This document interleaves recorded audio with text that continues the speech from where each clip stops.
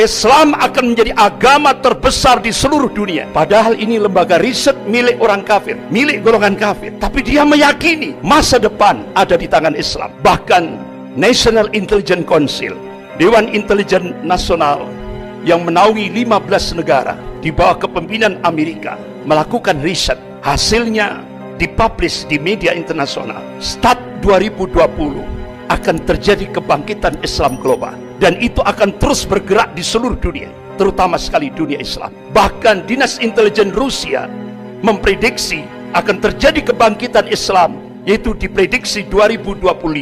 Rasulullah SAW mengabarkan kepada umatnya, qala Rasulullah SAW, innallaha yab'atsu li hadhil ummah ala ra'si kulli mi'atin sanatin may yujaddidu laha dinaha. Rawahu Abu Dawud. Rasulullah mengabarkan, sesungguhnya Allah akan memunculkan, akan membangkitkan di tengah-tengah umat ini dalam setiap penghujung 100 tahun, yaitu seorang al-mujaddid, pembaharu di dalam agama ini.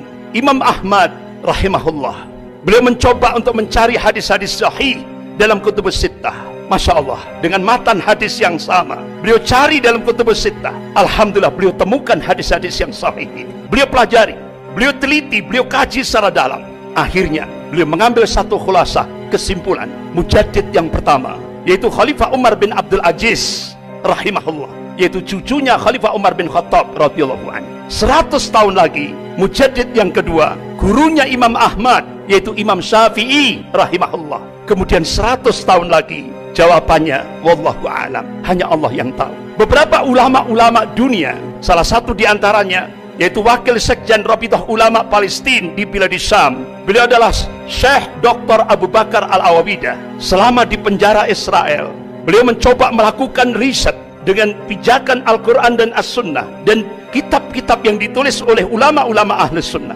Akhirnya beliau mengambil satu kesimpulan, insya Allah kalau beberapa ulama-ulama ahli sunnah melakukan hitungan matematis, dan itu hijriyah, tapi dicoba dimasehikan, insya Allah akan terjadi Sofatul Islamiyah itu 2024, berarti kurang 3 tahun lagi. Tapi semuanya wallahu a'lam, hanya Allah yang tahu. Dari hasil kajian ulama Syekh Dr. Abu Bakar Al-Awawidah ini, akhirnya apa yang terjadi? Ketahuan oleh tentara Israel, oleh polisi Israel, sehingga di penjara Israel Syekh Dr. Abu Bakar Al-Awawidah kedua matanya disinar sampai buta, fisiknya disiksa dengan cara-cara yang sangat biadab, sampai akhirnya beliau selesai masa tahanannya. Qadarullah, begitu selesai masa tahanannya, beliau bercita-cita ingin menyampaikan hasil risetnya kepada umat Islam di Indonesia ini. Qadarullah, akhirnya Allah mudahkan perjalanan beliau dari Palestina menuju Indonesia. Tepat bulan Juli